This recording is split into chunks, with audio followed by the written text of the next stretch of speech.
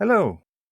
In a previous video, I demonstrated how to provide Wi-Fi configuration for a headless Raspberry Pi using Imager program during the system installation. For a functioning system, using this approach is not recommended considering how much time it takes and the fact that you would lose all your files in the process. This video will show you how to change current Wi-Fi settings and how to add a secondary connection for Wi-Fi hotspot. Also, I will show you how to fix Wi-Fi for a system you cannot connect to.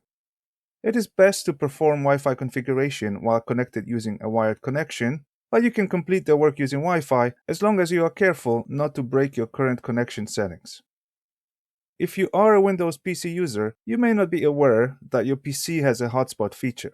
I recommend configuring your Pi to use that hotspot as a secondary network.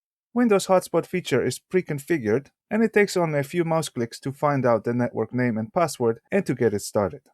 It is good to have a backup connection for your Pi, especially that you are likely to have your laptop with you when you are away from your primary network. Wi-Fi configuration on the Raspberry Pi OS system is stored in a settings file called wpa_supplicant.conf. The file is located in a subdirectory of etc. system directory, and it may be easiest to work with it if you go in there using cd command. Here it is. It is very important to make a backup of the configuration file before making any changes to it. You can use the cp command to make the backup. I suggest that you place the backup file on the boot partition of the Pi's memory card. Having the file there will make it accessible if you connect the card to a PC, and I will show you later in the video how that can come in useful. This command will copy current supplicant file to the boot volume under the name wpa_supplicant.conf backup-1, but you can pick your own name. Let's open the existing configuration file using Nanotext Editor. Prefixing the editor command with sudo keyword will run the editor with administrator level access, allowing making changes to the file. The editor needs the file name as a parameter. Nano is simple to use. You can navigate the editor area using keyboard arrows and make changes to the document as needed. Saving changes and exiting the editor is done by pressing Control key combinations shown on the bottom of the screen.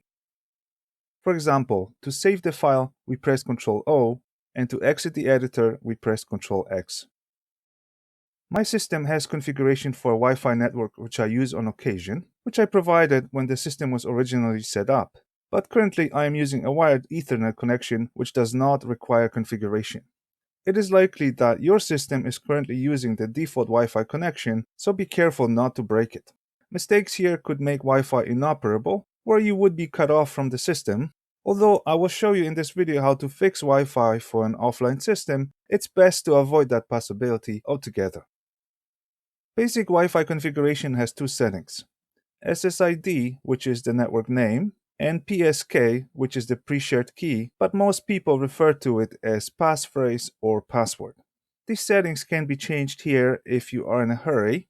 The important detail to note is that the pre-shared key, when changed using a text editor, must be enclosed in double quotes like SSID. The original pre-shared key is not in quotes because it is encrypted. The text editor will not encrypt your pre-shared key, and leaving it plain text is a security flaw. Let me show you how to complete the configuration with encrypted passphrase. We use WPA passphrase command to produce the Wi-Fi configuration with encrypted passphrase. This command requires a parameter, Wi-Fi network name, the SSID.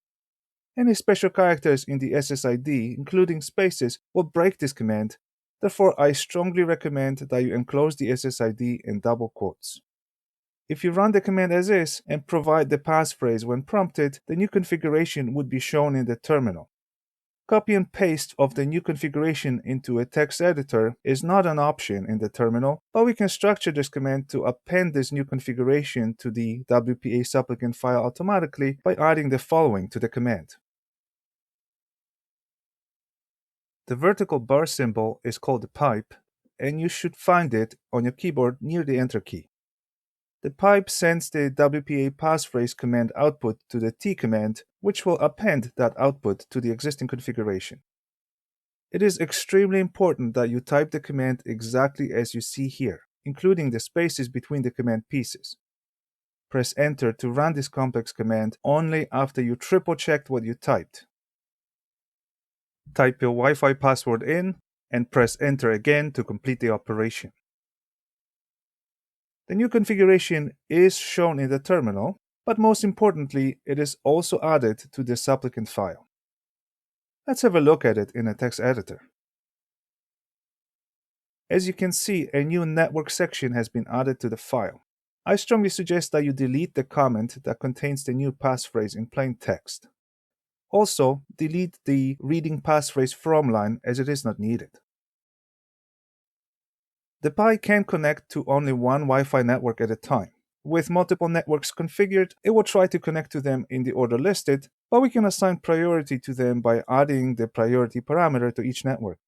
A network with a higher priority number will be connected to first. Another parameter worth knowing about is scan SSID. Setting it to 1 for network indicates that it is hidden. Make sure to add that parameter to your network configuration if your network is hidden.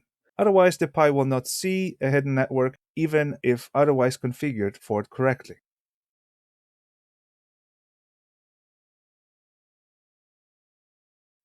It may be a good idea to make a new backup of the updated configuration file at this point. Now I have two backups, one with the original settings and the new one with the dual network configuration. The new Wi-Fi configuration will become active on next boot, but you can also activate it without a reboot using the following command. Be careful when using this command if you are connected to your Pi using Wi-Fi at the moment, as deleted or broken primary connection settings may make your Pi inaccessible. I do not have that risk as I am connected to my Pi using a wired connection. Assuming that the Wi-Fi network is available and configuration is correct, your Pi should connect and obtain an IP within a few seconds. You can verify whether the new Wi-Fi settings are working through using the IP address command. My system indicates now 2 internet connections, a wired connection I have been using all along, and now a Wi-Fi connection for my hotspot. The connection is active if it shows a valid IP listed in the INET field. Alright, so far I showed you how to modify Headless Raspberry Pi Wi-Fi settings if you have a connection to it currently working. What if you reconfigure your Raspberry Pi for a new network and it turns out that you cannot connect to it now? Or perhaps you are at a friend's place and would like to connect your Pi to the guest Wi-Fi. No worries, you can reconfigure Headless Raspberry Pi Wi-Fi connections with the Pi being offline. All you need is a PC with a simple text editor. I am using Windows now, but this will work on a Mac or Linux PC as well. Connect your Pi's memory card to a PC. The boot volume will appear as a removable storage device. If you made a backup of the WPA supplicant file, as I suggested earlier, you can modify the backup file using an editor such as Notepad. If you do not have a backup, you can create the WPA supplicant.conf file from scratch or use a template I provided in the video description. Make the necessary changes, making sure to put quotes around SSID and plaintext password. Save the new configuration file on the boot volume. It is very important that you do not overwrite the backup, but create a new file, making sure that the editor does not append a default name extension to the file such as .txt. The configuration must be named exactly wpa_supplicant.conf, all in lowercase. It helps to know for sure if your system does not hide file name extensions. Install the card back in the Raspberry Pi and start the Pi up.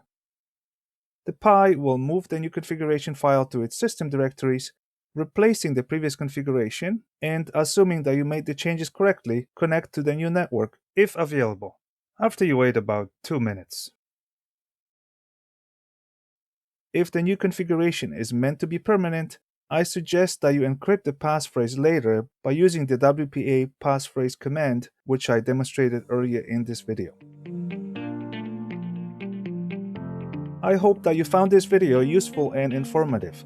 If you did, let me know by giving it a thumbs up. If you are not a subscriber yet, please subscribe. Thanks for watching.